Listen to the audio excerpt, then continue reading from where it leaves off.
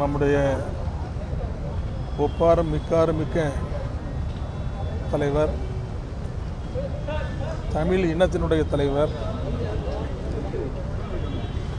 மானமுள்ள சமுதாயமாக இந்த தமிழ் சமுதாயத்தை மாற்ற வேண்டும் என்பதில் உறுதியுடன் வாழ்ந்து கொண்டிருக்கின்ற தலைவர், நம்முடைய தமிழகத்தினுடைய முதல்வர் மாண்புமிகு தளபதி அவர்கள் முன்னிலையில் திராவிட முன்னேற்றக் கழகத்தில் என்னை இணைத்துக் கொண்டேன்.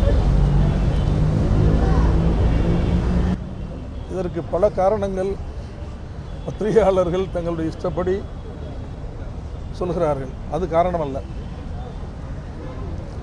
கருத்தியல் ரீதியாக நாங்களெல்லாம் பேரறிஞர் அண்ணாவின் தலைமையில், அதற்கு பிறகு வந்த தலைவர்களுடைய தலைமையில் கருத்தியல் ரீதியாக நாங்கள் எல்லாம் வாழ்ந்தவர்கள். இந்திய எதிர்ப்பு போராட்டத்திலிருந்து நான் அரசியலில் இருக்கிறேன். எனவே அதற்கு புறம்பாக இப்போது அதிமுக இருக்கிறது.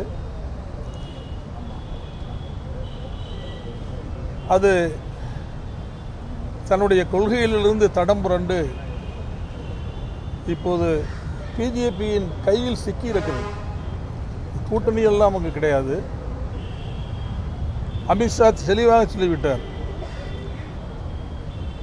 என்டிஏ கூட்டணி ஆட்சிதான், அதில் பிஜேபியும் இடம்பெறும் என்று அவர் சொல்லிவிட்டார். ஒரு இடத்தில் கூட 3 முறை அவர் பேட்டி தந்திருக்கிறார். ஒரு இடத்தில் கூட திரு அமித்ஷா அவர்கள் அண்ணன் எடப்பாடி பழனிசாமி அவர்களுடைய பெயரை இவர்தான் முதலமைச்சர் வேட்பாளர் என்று குறிப்பிடவில்லை. ஒன்றை நீங்கள் பார்க்க வேண்டும். ஒரு 10 நாள் அவர் 10-12 நாட்கள் திரு எடப்பாடி பழனிசாமி அவர்கள் தன்னுடைய டூர் புரோகிராமை செய்து கொண்டே வருகிறார். இந்த 10 நாளும் அவர் என்ன முயற்சிக்கிறார், தமிழ்நாட்டு மக்களுக்கு என்ன சொல்ல வருகிறார் என்றால், நான் தான் அதிமுகவின் வேட்பாளர் என்பதை உறுதிப்படுத்தவே அவரால் முடியவில்லை. அதிமுக வெற்றி பெற்றால் நான் தான் முதலமைச்சர் வேட்பாளர் என்று அவரால் சொல்ல முடியவில்லை. அந்த அளவுக்கு தான் அவருடைய நிலைமை இருக்கு. அதையே அவர் இன்னும் உறுதிப்படுத்த முடியவில்லை.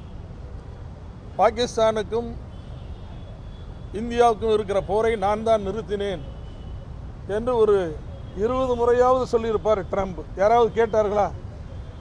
யாரும் கேட்கவில்லை. அதை யாரும் கருதவில்லை. அதைப்போல் நம்முடைய எடப்பாடி பழனிசாமி அவர்கள் நான் தான் முதலமைச்சர் என்று சொல்லிக்கொண்டே இருக்கிறார்.